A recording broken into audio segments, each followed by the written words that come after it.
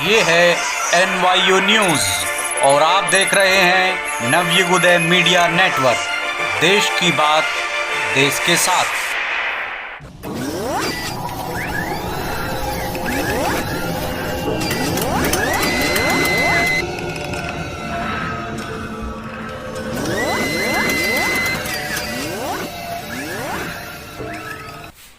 नमस्कार, आपका स्वागत है NYU न्यूज पे और मैं परीक्षित शर्मा आज एक बहुत खास कार्यक्रम को लेकर आपके सामने प्रस्तुत हुआ हूँ। और वो कार्यक्रम है अपनी इम्यूनिटी व आध्यात्मिकता को कैसे बढ़ाएं।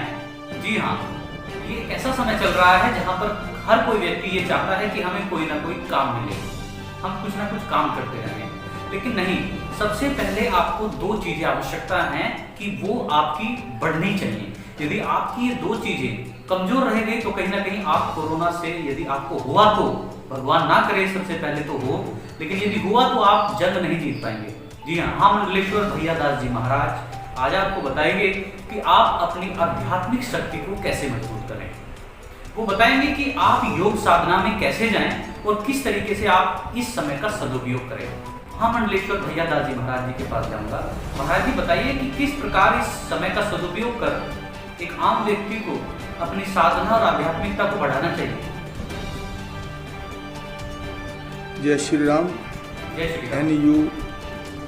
NYU न्यूज में मैं महामंडलेश्वर भैया दास जी महाराज सभी का स्वागत भी करता हूँ और सभी को शुभ आशीर्वाद देता हूँ।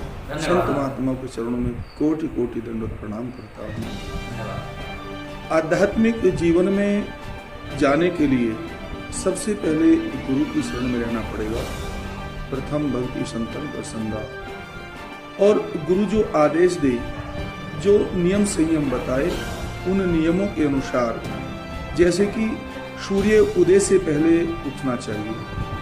सूर्य उदय से पहले उठकर अपने नित्य कर्म से निवृत्त होकर अपने माता पिता को वंदन करे, अपने बुजुर्गों को वंदन करे, उनका आशीर्वाद प्राप्त करके, गुरु का आशीर्वाद प्राप्त करके अपने नित्य कर्म से निवृत्त होकर पूजा पाठ आदि करे, स्वाध्याय करे। सुंदरकांड का पाठ है, रामायण का पाठ है, गीता का पाठ है, जिसका जिस भी आराध्य में मन है, योगा आदि करे।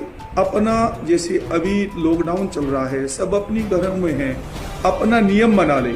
4 बजे वैसे तो ब्रह्म मुहूर्त में जब उठकर पूजा पाठ करता है आदमी, तो आध्यात्मिक जीवन में आत्मबल बढ़ता है।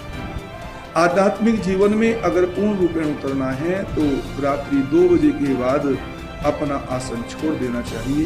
परंतु गृहस्थी लोग हैं तो 4 बजे उठकर अपने नित्य कर्म से निवृत्त होकर पूजा पाठ में लग जावें और स्वाध्याय करें, चिंतन करें और नियम बना लें।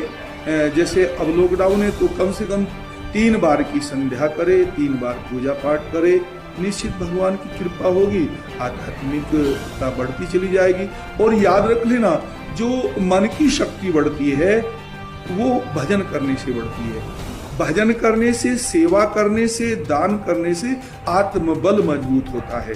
और जो सेवा, भजन और दान करते हैं उनको भगवान नए नए चमत्कार भी देते हैं। जिन चमत्कारों से भगवान में विश्वास होता है और भजनते माम दृढ़व्रता, जिसको भगवान पर पूर्ण विश्वास हो जाता है, उसका आत्मबल बढ़ जाता है, उसकी मन की शक्ति बढ़ जाती है, वे दुख सुख में समान होता है। उसे कितना भी बड़ा दुख क्यों ना आ जाए उस भक्त पर, वे सोचता है कि दुख मेरे पूर्व जन्म के कर्मों का है, मेरे प्रारब्ध का है। जब दुख आया है तो जाएगा भी, जब सुख चला गया तो दुख भी चला जाएगा। ऐसी मन से आवाज आने लगती है, उसका आत्मबल बढ़ जाता है। इसलिए मनुष्य का कर्तव्य बनता है वह सेवा करे, भजन करे, दान करे और अपने नियम संयम करे। खान पान, जैसा खाया अन्न वैसा हो गया मन, जैसा खाया अन्न वैसा हो गया मन। सात्विक जीवन जीना चाहिए। लहसुन, प्याज, अंडा, मीट, मांस, इन सभी से दूर रहना चाहिए। शराब आदि से दूर, व्यसनों से दूर रहने से ही मनुष्य का आत्मबल बढ़ता है। आपने किस तरीके से समझाया, बहुत अच्छा, व्यूअर्स को बहुत अच्छा लगेगा। अभी मैं फिटनेस कोच के पास जाना चाहूंगा, एडवोकेट करण। मैं परीक्षित जी एक बात और बीच में आपको बोल रहा हूँ। जी। जो आदमी सात्विक भोजन करता है उसी का आत्मबल मजबूत होता है। जितने मांसाहारी लोग होते हैं, जितने लहसुन प्याज खाने वाले लोग होते हैं, उनका आत्मबल बहुत कमजोर होता है। वो बहुत जल्दी थक जाते हैं किसी भी समस्या से। देखो मांस खाने वाला आदमी, लहसुन प्याज खाने वाला आदमी कितना भी बलवान क्यों ना हो, कितना भी ताकतवर क्यों ना हो, जब उस पर विपत्ति आती है तो वह बहुत जल्दी त्रस्त हो जाता है, बहुत जल्दी हार जाता है। परंतु सात्विक जीवन जीने वाला कितना भी कमजोर क्यों ना हो, वह कभी बड़ी से बड़ी विपत्ति में हारता नहीं है, क्योंकि उसका आत्मबल बहुत मजबूत होता है। पहले इस विषय में पूछना चाहूंगा भैया दास जी महाराज जी से। महाराज जी ये बताइए कि बहुत सारी चीजें हैं, आध्यात्मिकता की बात भी हम करते हैं और ग्रंथ पुराण और रामायण गीता ये भी सब ग्रंथ पढ़ने की हम बात करते हैं, लेकिन इसमें रेगुलर कोई व्यक्ति नहीं हो पाता है, मन नहीं लग पाता है। कई बार उसका मन भटकता है कि और कई बार पढ़ते रहते भी मन जो है वहाँ पर नहीं रहता है। तो मन को केंद्रित कैसे करें, मन को लगातार आध्यात्मिकता में किस प्रकार लगाएं, क्योंकि सबको पता है कि इस संसार को छोड़ के सबको जाना है और सब कुछ यहीं रह जाना है और परीक्षा के लिए यहाँ आए हैं, राम का नाम गुरु का नाम जपने के लिए आए हैं।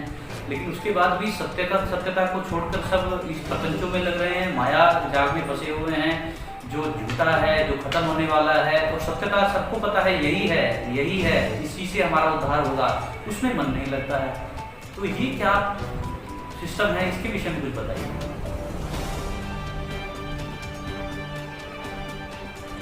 देखो, आध्यात्मिक जीवन जीने के लिए अभ्यास करना पड़ता है। शुरू में मन नहीं लगेगा, क्योंकि जैसे एक गिलास में आपको दूध भरना है, एक गिलास में दूध भरना है, पहले से उस गिलास में पानी भरा पड़ा है, तो दूध नहीं, पहले पानी खाली करना पड़ेगा ना, जब उसमें दूध आएगा। तो जब आदमी बहुत दिनों से संसार के कामों में पड़ा है, मोह माया में फंसा पड़ा है और क्रोध में, काम में, लोभ में, आध्यात्मिकता को कैसे बढ़ाएं और अपनी इम्यूनिटी पावर को कैसे मजबूत बनाएं, तो हम सभी व्यूअर्स से यही प्रार्थना भी करते हैं। क्योंकि प्रार्थना इसलिए क्योंकि ये एक पेंडेमिक सिचुएशन है, पूरा देश इससे परेशान है। तो कहीं ना कहीं यदि आप स्वस्थ रहेंगे, आप कहीं ना कहीं अपनी आध्यात्मिकता को बढ़ाएंगे, तो पूरा देश ही स्वस्थ हो जाएगा। हमारे साथ जुड़ने के लिए आप दोनों मेहमानों का बहुत बहुत शुक्रिया। आप देखते रहिए NYU न्यूज़।